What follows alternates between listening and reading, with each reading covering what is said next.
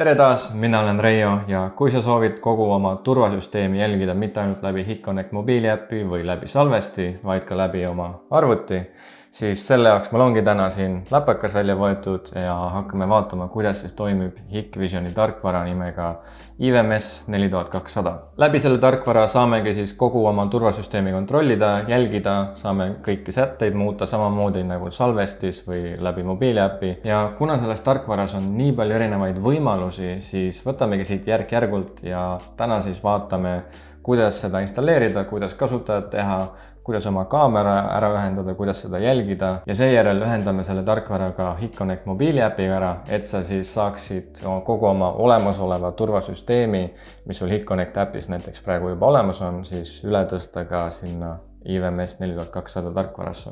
Enne aga ära unusta sellele videole ka like panna ja kindlasti ka jälgi meie kanalit, kui sa seda veel teinud ei ole. Aga mis seal ikka, kui alustame pihta ja selleks, et seda tarkvara endale installeerida, läheme siis Hikvisioni kodulehele, mis on loomulikult hikvision.ee. Ja siin pealehel olles valime siit ülevalt tarkvara ja siin vasakpoolne ongi olemas meil kliendi tarkvara IVMS 4200 ehk siis vajutame siia alla selle nupu peale. See viib siis meid hikvision.com ametlikule kodulehele. Siit kerime alla, läheme teisele lehele ja siit leiame siis IVMS 4200 seeria, vajutame selle peale. Ja kui sul on Windows, siis vali see variant siin, kui sul on Mac, siis võta see alumine.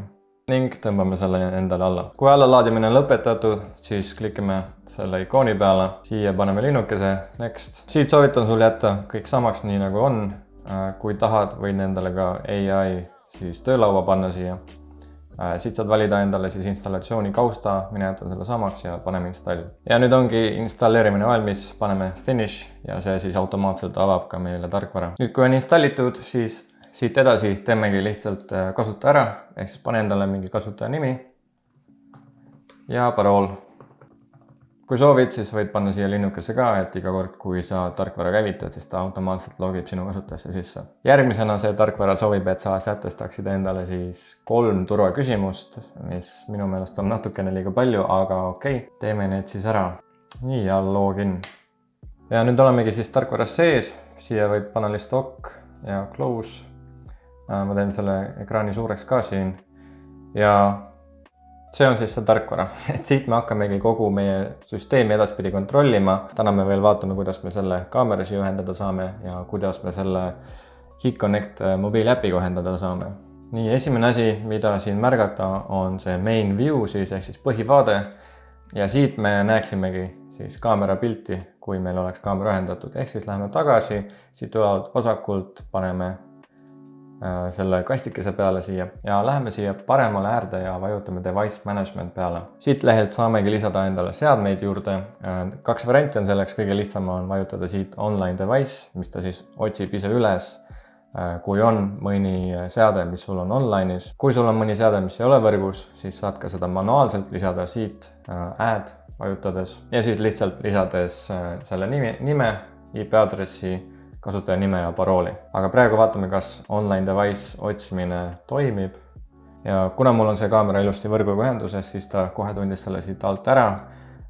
Paneme siia ette linnukese ja siit alt paremalt add. Siis ta palub meile nime panna sellele, paneme test ja kuna seade on meil võrgus, siis ta automaatselt pani meile IP ja pordi siia. Küll aga on meil siis kindlasti vaja teada selle kaamera kasutaja nime ja parooli. Siia lahtrisse võid panna linnukese siis, kui soovid, et sinu seadmes olev kuupäev ja kellaaeg oleks täpselt sama, mis su arvutis olev kuupäev ja kellaaeg. Ehk siis mõistlik oleks panna linnuke sinna. Nii, ja nüüd meil ongi siis üks kaamera siia lisatud. Läheme vaatame main view alt, kas me pilti ka näeme. Nii, oleme siis põhivaate all, hetkel me küll pilti ei näe. Selleks, et pilti näha, vaatame siit vasakult poolt, vajutame selle kausta peale, teist kausta peale, otsime meie kaamera üles ja vajutame siia nii-öelda play nupu peale siis. Vaatame, kas ta toimib. Toimib, meile tuli siis reaalajas vaade siia, siit on näha ka. Ja täpselt nii lihtne see ongi, et nüüd me saame kogu süsteemi jälgida mitte ainult läbi salvesti või mobiiliäpi, vaid ka siis läbi meie enda arvuti.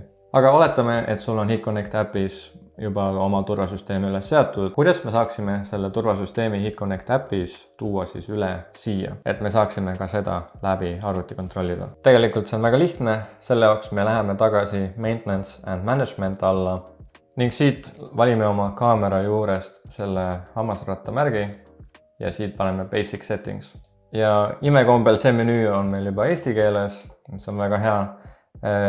Lähme siis valime siit võrgu, edasi jõudnud ja võtame platvormi juurdepääsu ning siit tee kindlaks, et sul on siin luba antud, ehk siis siin oleks linnuke ees ja kindlasti kirjuta siia endale kinnituskood, mida siis hiljem pead kasutama. Seejärel pane salvesta, võid selle konfiguratsiooni akna kinni panna ja nüüd läheme siia üles, siin on üks pilvemärk, siin on kirjas not logged in, siit otsime üles Eesti ja paneme OK. Ta küsib, kas jätkata, paneme jah. Ja nüüd tuleb selline aken lahti, kus ta palub sul sisse logida. Mina olin algust natuke segaduses, et millise kasutajaga ma sisse login, aga siis ennast leidsin, et siia tuleb sisse logida oma HitConnect kasutajaga. Kui sa tahad üle kontrollida igaks juhuks, et mis su kasutaja nimi on, siis seda saad teha HitConnect äpis, minnes siia alla paremale More juurde ja siin üleval ongi siis sinu kasutaja nimi kirjas. Ja kuna mul on HitConnectiga ühendatud praegu AX Pro turvasüsteem, siis ta tundis ka selle kohe ära ja pani meile siia valmis. Ta ei ole mul praegu küll võrgus, aga see on täiesti okei.